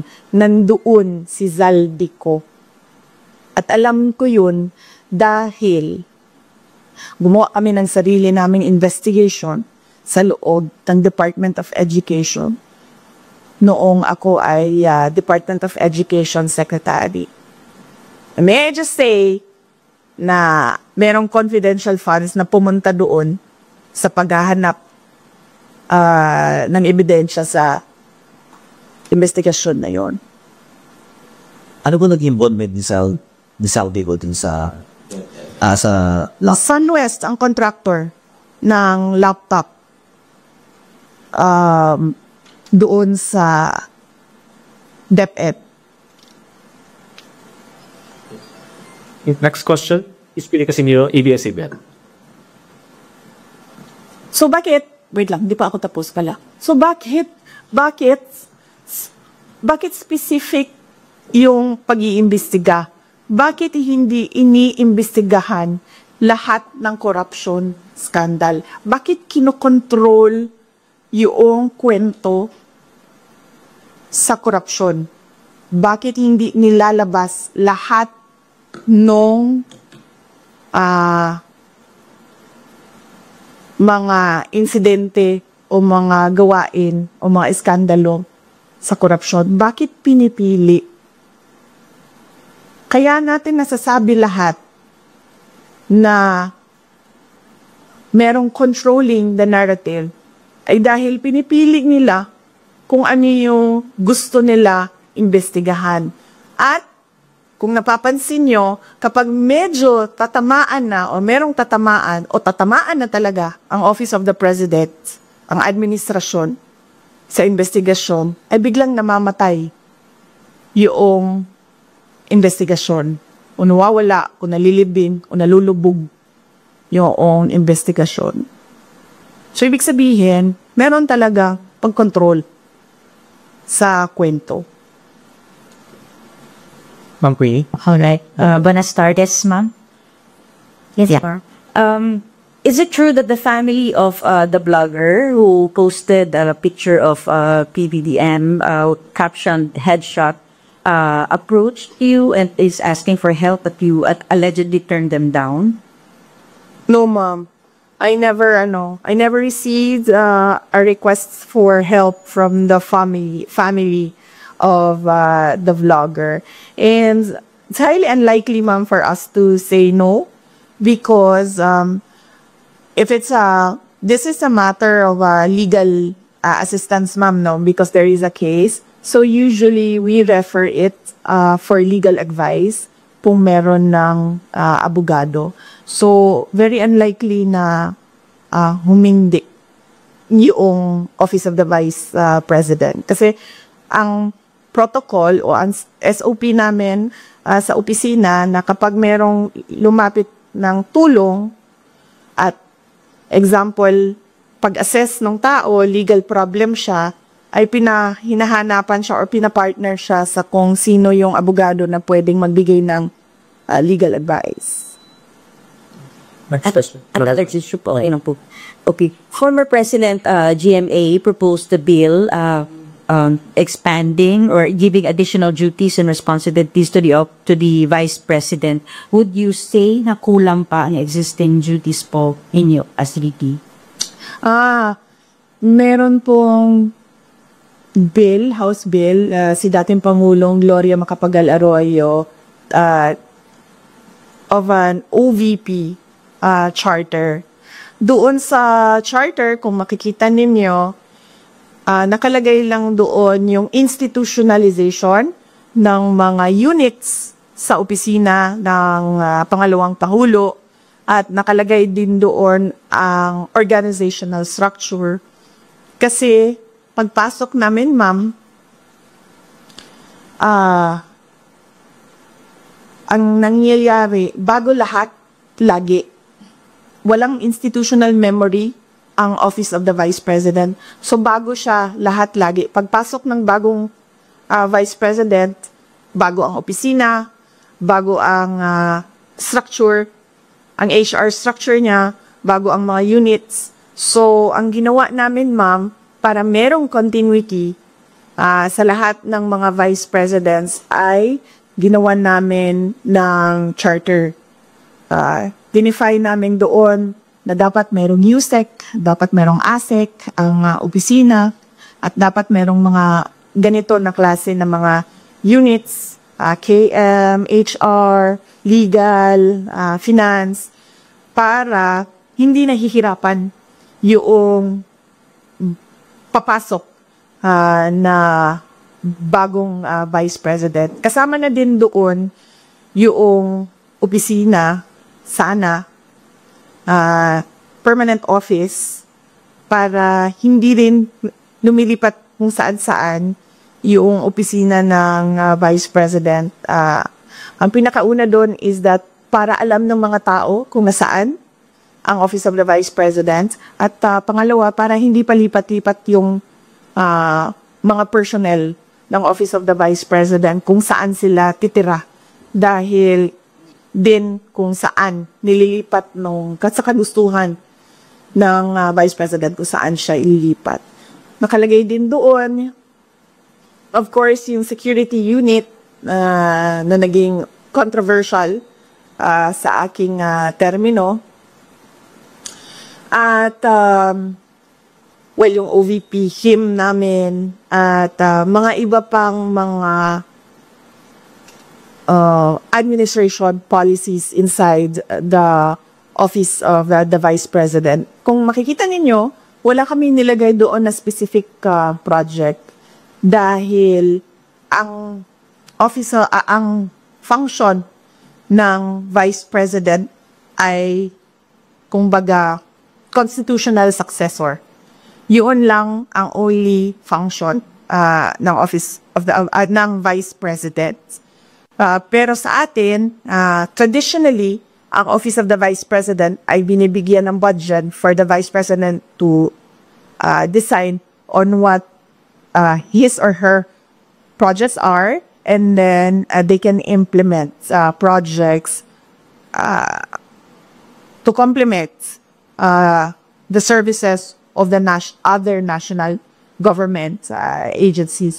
So, on that note, hindi namin nilagay yun lang. Kasi baka, naisip ko, merong Vice President na papasok na wala siyang project. Wala siyang gustong gawin, kundi maging constitutional successor lang.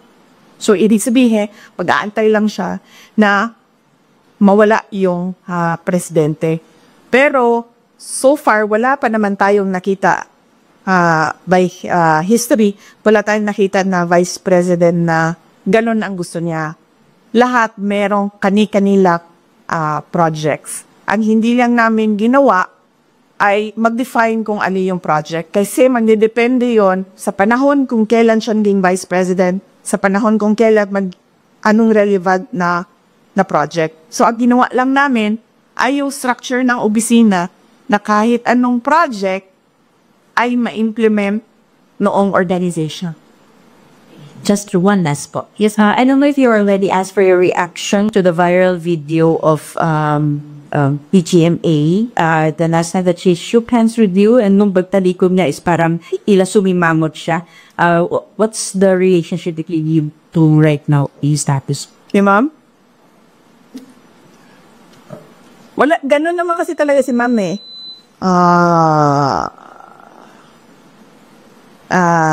Hindi lang sa akin, nakita ko na rin siya, ganyan siya sa ibang tao. It's nothing personal. I don't think it's, she's doing it on purpose and she's doing it to express disgust or to express disapproval sa isang tao. It's not the first time she's done that. We have Ms. Camille Zamonte again. The last two questions. Ma'am, just want to get your reaction kasi po dun sa House, binawasan po nila yung OVP budget. Ano po yung tugon nito? Kasi may mga ilang kongresista rin po na nanghayag po na dapat daw pong bawasan itong budget dahil pilit nyo raw, ilang beses na raw po na i-snub yung kanilang pagdinig.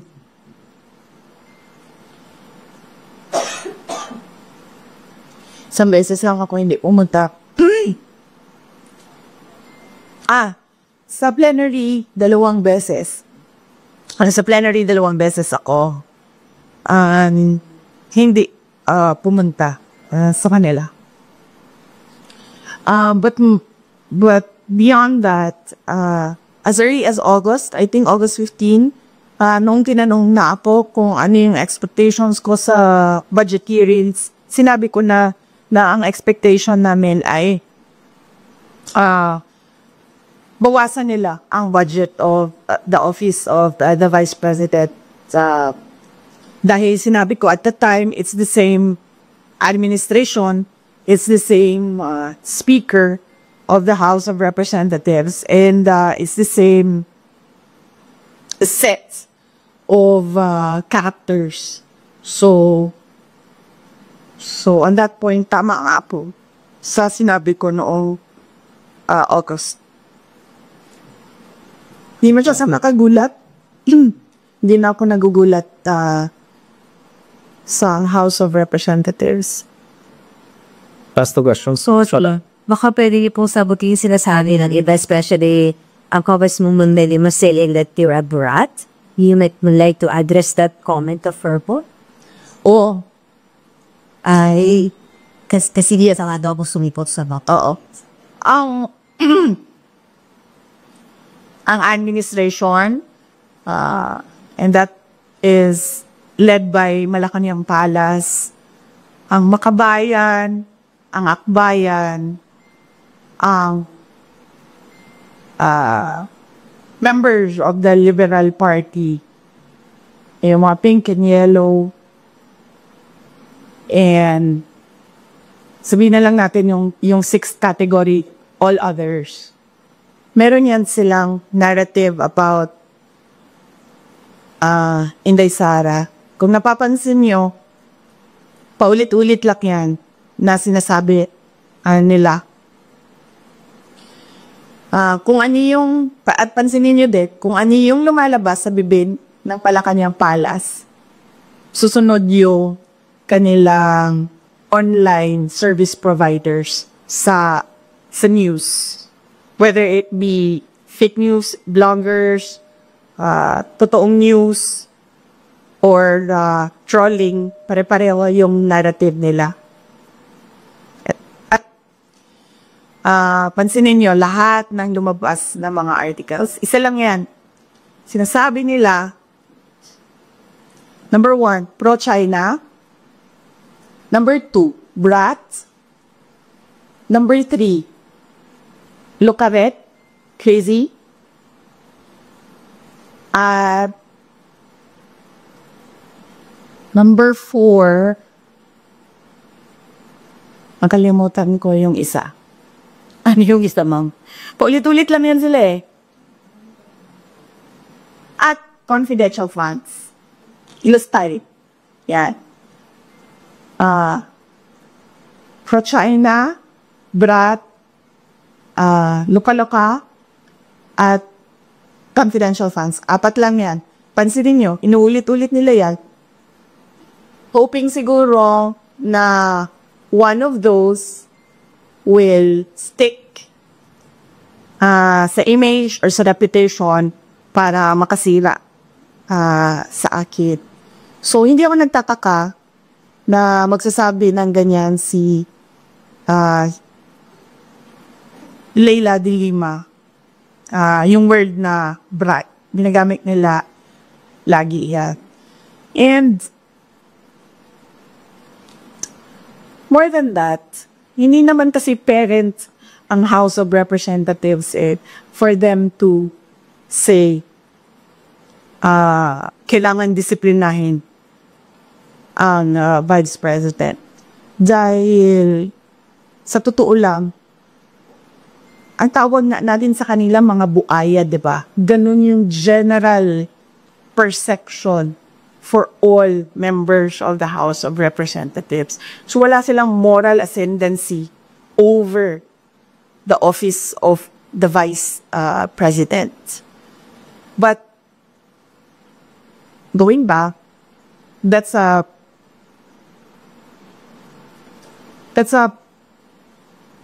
messaging narrative of anti-Duterte. Not anti-Duterte.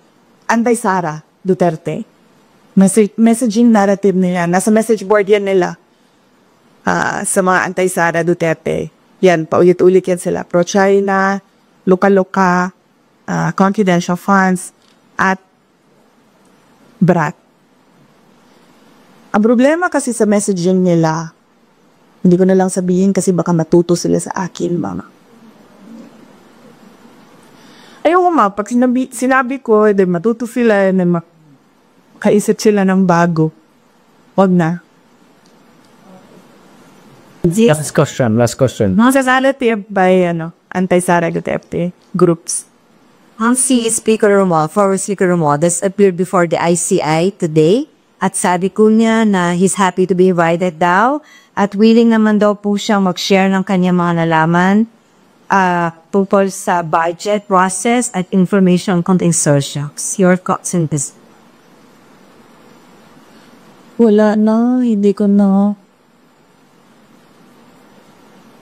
na siya iniisip, ma'am.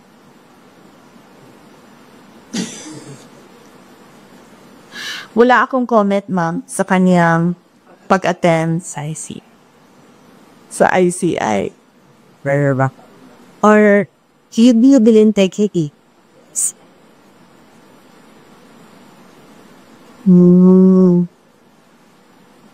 Sinabi ko na yan, diba? Na ang ginawa lang kasi ang Pangulo noong tinamaan siya ng sarili niya speech na mahiya laman kayo at nagalit yung mga tao,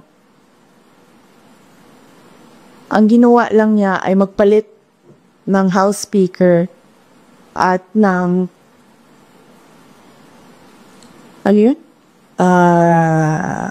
President ng Senate at gumawa ng ICI. Pero hanggang ngayon, wala pa rin nalanagot. So, para bang ako dapat ang imbestigahan, ako din ang gumawa kung sino ang mag-iimbestiga. sa akin. So on the question of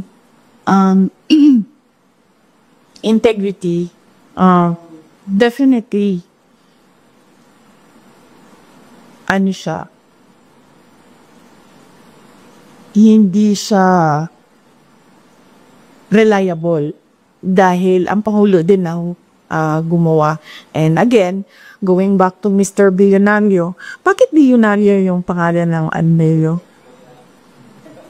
Meron na kayong mga billion dyan sa kumpanya ninyo? Yeah. Sabi ni Mr. Billionario, ano yung sabi mo, sir? Controlling the narrative. Yes, controlling the narrative. So, Aki, that wrap up our prepared. Pinagbiyahin po ako ng ganito kalayo, Mr. Kaininan, tapos i-wrap up mo lang ako lang. Diba? Next question. Kasi Mr. Kaininan na.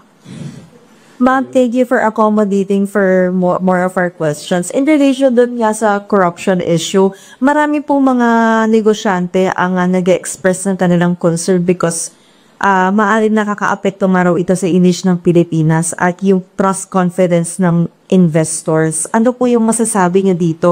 Dahil eventually, of course, it will affect the economy.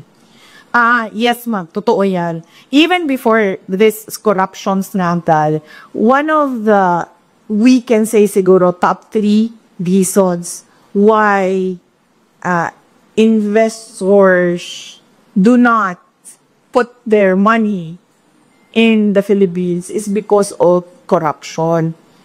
At that time, di ba, ang reklamo lagi ng mga investors, mahirap kumuha ng mga dokumento, permits, o po ano man yung mga kailangan pa nila para mag-invest dito sa Pilipinas. Dahil ang dami daw humihingi. Bawat opisina, up to the barangay level, from top to bottom, merong humihingi. Yan din ang isa sa mga rason kung bakit tayo naunahan, diba? Nung ibang mga kapitbahay natin dito sa Southeast Asia. At yan din yung rason, isa sa mga rason ng mga investors kung bakit sila pumupunta na lang doon sa Thailand or pumupunta sa Vietnam. At meron na ngayon, marami pumupunta sa Bangladesh because nakakaapekto yung corruption sa competitiveness ng isang bansa. Yung corruption complaints ng foreign investors and even domestic investors, hindi yan ngayon lang.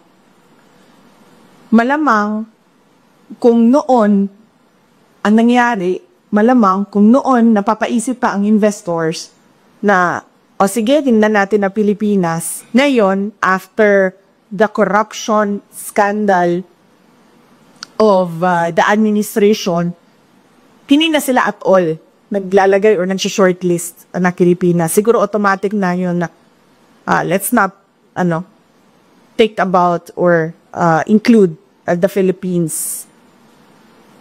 Kung dati pinag-iisipan pa tayo ng mga investors, ngayon hindi na. Pero yung corruption na yan, nandyan na yan. Complete na yan ng mga investors dati pa. At bakit ko alam? Dahil naging mayor din ako. Nung mayor ako ng Davao City, syempre, ang gusto namin na pumasok na pera sa Davao City ay yung galing sa labas, diba? Whether it be from Visayas or other parts of Mindanao or from Luzon or from other parts of the globe, gusto namin pumasok siya sa Davao City. At pag napapansin namin, pag kinakausap namin yung investors, meron kami sa Davao City ng Davao City Investments and Promotion Center, DCIPC namin. At pag napapansin namin na hindi pumupunta, kumitingin, kasi hindi na bumabalik, or nag-a-attempt mag-open pero hindi natutuloy, pag tinatanong namin, yung merong researchers yung office na yon, nag-i-interview sila, isa doon sa mga sinasagot, corruption. Kasama doon ang cost ng investment. Tubig, kuryente. sunod dyan ay connectivity. Sabi nila, masyadong mabagal ang IT infrastructure ng Pilipinas. At nandoon na dati pa yung korupsyon. Kaya sinasabi ko, noon kinoconsider tayo, ngayon hindi na talaga. Dahil sa ginagawa ng administrasyon. Soda? It's the situation that we have now, like, Asian corruption, rallies here, there, yung kanya-kanya ng care ng grievances or disappointed yung mga Filipino. As Vice President, Ma'am, what else could be done? I mean, there's ICI, and ang dami na nagrarally. Ano po? Ano po pwede kang doon? Alam mo, Ma'am, it's for, as Vice President, akala ko pa as President. As Vice President, sa aming Ma'am, well, we talk about it, Ma'am, because lahat naman tayo merong constitutionally protected freedom of speech and expression.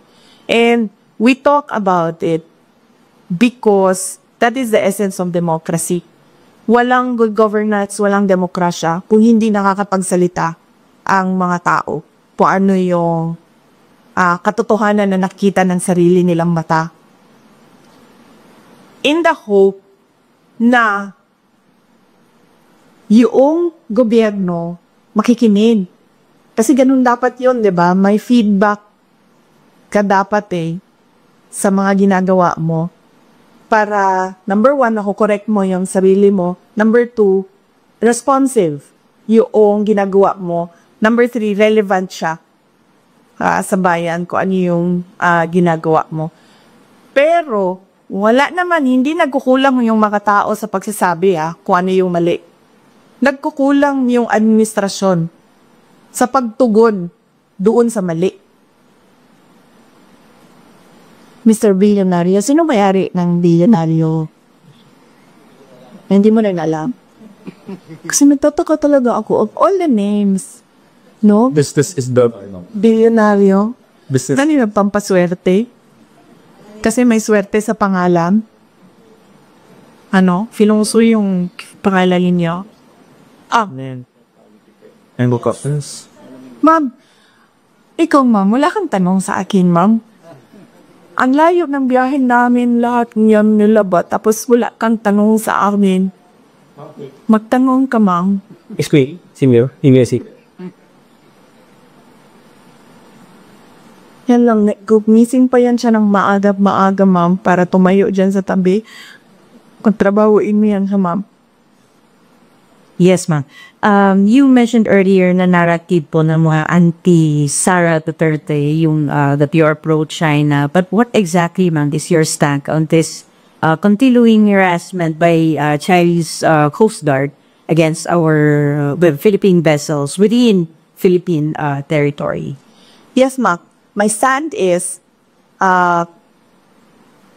meron tayong arbitral award. Meron, nanalo na tayo doon. That is clear. Nakita yata buong mundo. And we need to assert that through diplomatic channels. Uupo. Because the harassment in the West Philippine Sea, it does not comprise the entire relationship natin sa China. Meron naman tayo problema sa iba't ibang bansa, hindi lang sa China. Pero ang ginagawa natin ay dinandaan natin sa Department of Foreign Affairs. Umuupo yan sila doon, pinag-uusapan nila yan doon. So, yan yung karapat-dapat na gawin ng isang gobyerno kapag meron silang problema sa ibang bansa. Hindi lang sa China. It has to go through the diplomatic channels. Pinag-uusapan yan. Hindi yan pinaglalabanan doon sa dagat. Do you think, ma'am, your father during his term as president was able to do this, talagang panintigan ni arbitral ruling na meron ng Pilipinas against China? Hindi ko alam kung ano ang records ng part of the Foreign Affairs at the time of the term of President Rodrigo Duterte from 2016 to 2020. there should be some sort of records there kung ano na ang nagawa ng DFA para umupo with the People's Republic of China with regard to this arbitral award. But more than asking about kung ano nang ginawa ni dating Pangulong Rodrigo Duterte is asking kung ano ang ginawa na present administration about that arbitral award. And pushing for that decision. Ma'am, there's a phone question here from one of the members of the OGP agent. Kay Ret Netosalan Times. On your comment daw po sa ba't pagbansaga pakawala niyo daw si Congressman Kiko Barzaga of Cavite, especially with his antics last weekend. Hindi ko... Okay, number one, kilala ko si Congressman Kiko Barzaga because of the campaign in Cavite in 2022. Dahil unity siya. Ang pagkakaalam ko, ang mga magulang niya, hindi sila for the unity. Ang maalala ko, yung mga magulang niya, Sara Ungli. Pero si Congressman Kiko Barzaga was for the unity. Hindi ko alam kung nagkausap man kami from that time na nakita kami sa kampanya hanggang ngayon, kung meron man, pero ang huling maalala ko na nagkausap kami is doon sa rally ng unity sa kanila, sa Dasmariñas, Cavite. Hindi ko pakawala si Kiko Barzaga. Sa tingin niyo ba, sa personality ni Congressman Kiko Barzaga, isa siyang tao na ma-handle na kahit sino pa? Diba? Makikita niyo naman yung kanyang independence sa pag-iisip eh. Nakikita niyo din yung kanyang lakas ng loob. Nakikita niyo din yung prinsipyo niya. Ang example ko na lang dito ay, unang-una, yung mga magulang niya, hindi unity yun na, si Kiko Barzaga unity. Hindi yan nakikinig sa mga magulang niya, ibig sabihin. Diba? So, bakit yan makikinig kay Sara Duterte? So, no, I do not control Congressman Kiko Barzaga. He is his own person, he has his own principles, and he has his own free will. And there is nothing wrong at all with what he is doing because, as I said, tayong lahat, we are covered by the freedom of speech and expression. Unfortunately, meron tayong administrasyon na hindi nila matanggap na meron talagang mga tao na number one, hindi natatakot, at number two, hindi nabibili na pera. Ewa. Sir? Roll pa rin niyo po, VP Star Ma'am. May hapon. May hapon, sir. May ikakalakas pa din po ba yung lindol sa Pilipinas kesa doon sa lindol sa nangyaring scandal ng corruption, ma'am? Huwag naman sana, sir. Pinagdadasal natin sa Diyos na wala nang mangyayari na malalakas na lindol sa Pilipinas. And syempre, pinagdadasal natin sa Diyos na makinig ang administrasyon na gawan nila ng solusyon ang korupsyon sa Pilipinas. Arso, let's give chance to others. Yes. Yes, magandang hapon. Finally. Vice President. Ma'am, I would just want to ask, with the alleged destabilization and then yung rally natin, ma'am, left and right, Luzon, Visayas, Mindanao, ang mga lumabas, ma'am, mga young ones. Makikita natin mga estudyante. Ma'am, sa tingin niyo, ma'am, with what is happening now, magpapatuloy pa to, ma'am? Alam mo, ma'am, yung destabilization, nanggagaling yan naman yan sa administrasyon eh. Wala namang destabilization na nangyayari eh. Nagsasalita lang yung mga tao. At nai-insecure lang o natatakot lang yung administration sa lakas ng boses ng mga tao. Pero sa totoo lang, ma'am, walang nagpaplano ng destabilisasyon. Normal ang pagpapahayag ng isang tao sa kanyang nararamdaman. Ang pansin ko, ang pansin ko, yung destabilization na word, na salita, nanggagaling siya lagi sa administrasyon. Kasi, nai-insecure sila at natatakot sila. Kasi lumalakas yung boses ng mga tao. Ayoko na magsalita, ma'am, kasi baka matuto na naman sila sa akin, ma'am. Tapos, pag natuto sila sa akin, di ba? Meron ba tayong ginagawang destabilisasyon? Meron bang mga tao na nagmi-meeting na nagsasabi na, Makabayan, yes. Number 1. Yan talaga ang vision ng Makabayan. Pabagsakin ng gobyerno kasi gusto nila mag-take over. So kung meron man grupo na nagmi-meeting para pabagsakin ang administrasyon, ang gobyerno, Makabayan yun. Wala nang iba. Lahat ng iba dyan, wala nang meeting yan. Nagpapahayag yan sila ng nararamdaman nila na galit sa pangyayari. Wala yan silang sinasabing iba na oust or ano bang tawag dyan?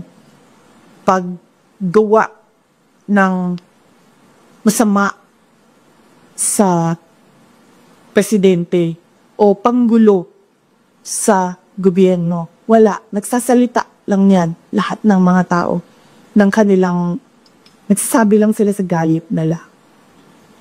Tayo pala. Sama na ako dun, ma. Nagsasabi lang nga kami.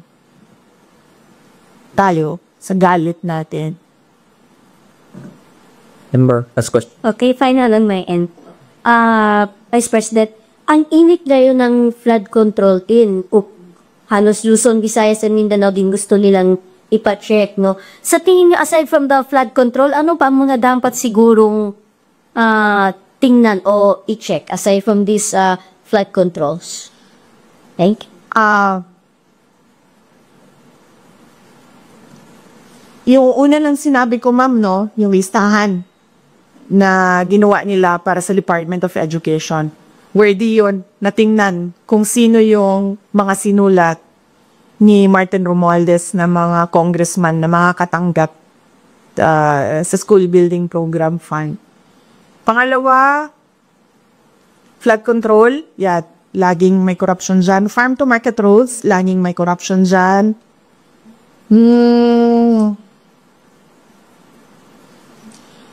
Yung pagsira ng highway, ma'am, bagong highway sirain, tapos sementohin natin ulit. Anong tawag dun sa ganun? Road repairs. Road repairs? Road reblocking, no? Ang tawag dyan? Yan, ma'am. Nakikita ko yan lagi, ma'am. Sa highways, dahil sa Mindanao, non-stop.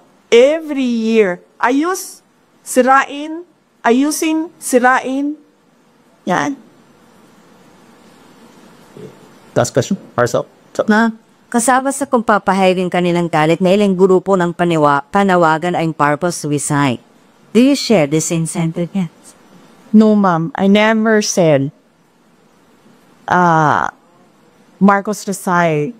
Ang sinabi ko, ma'am, unang-una, magpa-drug test siya. May challenge na siya galing kay Attorney Vic Rodriguez. And that is a hanging open challenge na hanggang ngayon,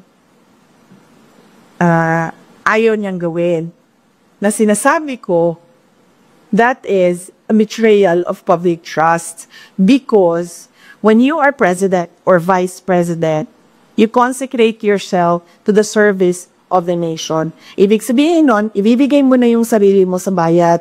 Ibig sabihin nun, yung katawan mo, hindi na yan sa iyo sa bayan na yan. Yung pag-iisip mo, hindi na yan sa iyo sa bayan na yan. Therefore, pag sinabi ng bayan na magpa-drug test ka, hindi ka pwedeng magsabi ng hindi. And therefore, that is betrayal of public trust. Na pangalawa, yung pagpirma niya ng kaduda-duda na budget. That is a culpable violation of the Constitution. Yan ang sinasabi ko, nasagutin niya, na hindi niya sinasagot. Ang ginagawa nila, naghahanap sila ng mga tao na aatakihin nila para nakakalimutan yung tanong sa kapasidad ng Pangulo na maging leader. So, hindi rin supportado mga panawagan naging ang grupo na Marcos? Never ask him to resign. That is a pointless call, Hindi magre-resign yan. Nakita niyo ba yung tatay? Ilang taon yun? 28 years. Ilang years yung senior? 20 years? Oh. That is a pointless call, Tingnan niyo yung DNA niya na ayaw yan umalis ng pwesto. So, Marcos resign is a pointless call. That is why I am asking him to do his job. Of which, of course, alam na nating lahat na hindi niya ginagawa.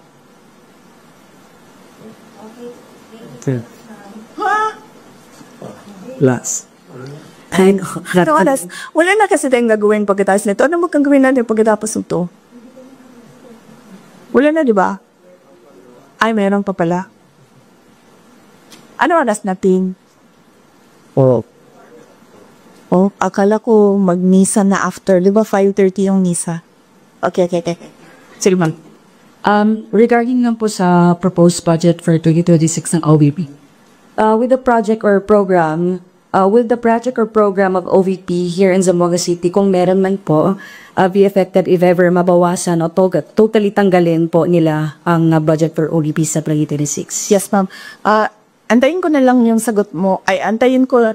Sasagot ako, ma'am, pag nakita natin kung ano yung budget ng Office of the Vice President sa GAA, doon sa batas na. Kasi, ngayon maghihiring pa ang Senate sa GAB, sa General Appropriations Bill. So, tapos magbabay-cam pa yan, tapos pipirmahan pa yan. So, hindi natin alam kung ano talaga yung totoong budget ng Office of the Vice President kung hindi natin nakikita yung GAA. Since expected po, parang na-expect nyo na talagang babawasan nila yung budget for OVP po, ano yung nakikita yung possibilities, si PMR po? Merong posibilidad na wala talagang project at merong posibilidad na kung ano yung nandyan ngayon, bawas na yan galing sa kung ano yung kalakihan ng beneficiaries from 2024.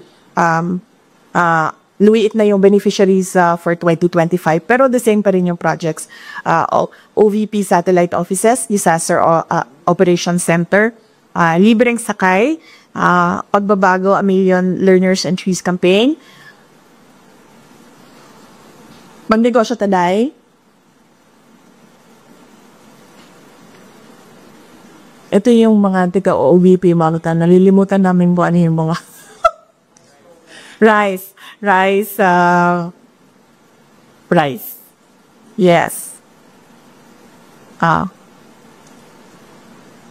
Anong makontribute mo sa project natin?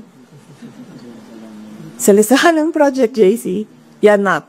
Yan pa rin yan, ma'am. Ang ginagawa lang namin, ma'am, ay kasi lumiliit yung budget, lumiliit din yung beneficiaries, pero hindi nawawala yung budget. Thank you po.